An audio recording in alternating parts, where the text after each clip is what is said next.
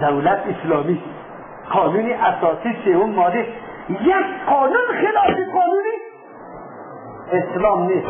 فرض کنید یک جناب سرکردار با گویی جواز دادنی بانکی سودی این موافق قانون اسلام است. این فعالیت دادنی رسانه های کفری و شرکی و خرافات این موافق قانون اسلام است. این جواز دادن فعالیت تنفیری و تبشیری که روزمره اینجی توجیه میشه این موافق اسلام است. این فروشی بوتلای شراب این موافق اسلام است. این شخص سودن که در زیر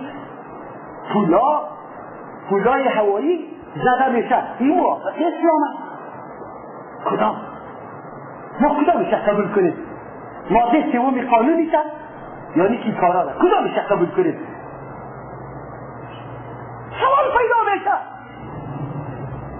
وقتی خود حکومت اسلامی میگیم حکومت اسلامی چه معنا داره؟ چی مفهوم داره؟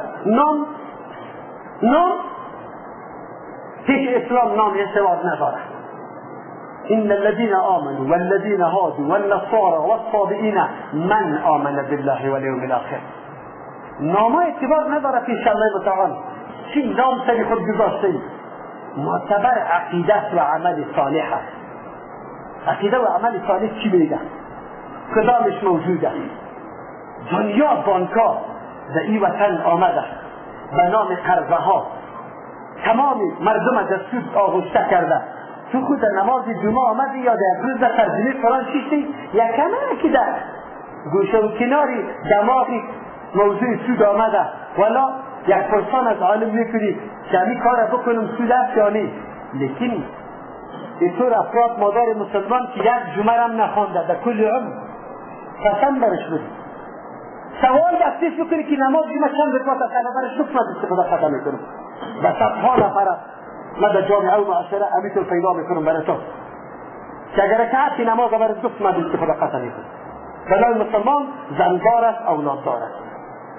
این خطی اسلامی او هیچ باق نداره و زود وام گرفته این را خوشی میکنی یا کم کم دیندارکا را میشنوسی وام سوال میکنه و هم برای خود دلیل میگه آمد از چی سوال میکنه مولید است ولی یک کمی فشار سر ما آمد از زندگی ما یک کمی قرضه را از چی میگیریم؟ قرضه نمیگه که سود از بانک میگیریم قرضه را از بانک میگیریم مجبور هستیم چی مجبور هستیم دیگه درکم ولی یک شرکت داشتیم قرضدار شدیم آلی پوره نمیشه خوب پوره نمیشه خانه تا بفروشی چه قدر است $500 خانه میشه تو نکتر است ناصار است درست چرا میگی روز زندگی لکس زندگی نکن ایره $500 بفروش و اینجا برو 15 لک افغانی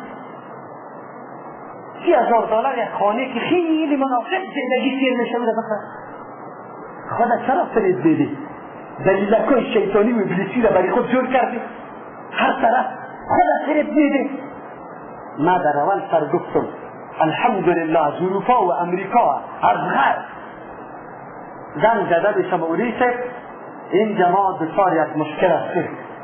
کدام مشکل است؟ اونجا خانه را که کرا میگیری خیلی زیاد کرایه هنگفت تمام میشه لیکن اگر خانه را بخری اگر چی قیمت خانه خو خیلی زیاد است لیکن مراجعه به جناب بانک سودی از وا میکنی و عنوانی از جا و گفتی از جا قسطن برای تو میپردازه و تو همونطور قسطن پس میپردازی لیکن امرای چیزی زاید یعنی امرای سود. یک تعداد ملاها فتوا داده چطور فتوا داده؟ فتوا داده که شما مضطر هستی آلی کار روزگار نمیکنه مجبور هستی کرایه را پوره نمیکنی خوب ملا را میگم علم تکن ارض الله واسعه چی ضرورت داره که در دیار کفر بشی و سود خورده برو و بگو که من مضطر هستم چرا در مملکت اسلامی نمیری اگر دیگرها پای دراز کرد از گشنگی تو در پادش بانکی تو ببری او ملاسد استرار کدام از چه حالت میگه استرار ده او خو از این مملکت میگه اینجا هر روز ملاسد مرا نمیمانه 5 وقت نماز است میگه در دلی خود دلی خود چادر سر میکنی نمیکنی، نماز میخونی نمیخونی، کس نمیگه ای حلالی حرام. حسین نگیر اختیار کردم، اما کلگی را نمیگم. من پیشتر براتون گفتم که در این طور عصر پرفتنه که از هر طرف حرام موج میزنه و کمترین انسان باشه که خود خلاص کرده بتانه، الحمدلله از اونجا خواهرها زنگ میزنه که ما چی کنیم؟ ما میگیم جایز نیست، سود است، سود است، بدانه که سود است.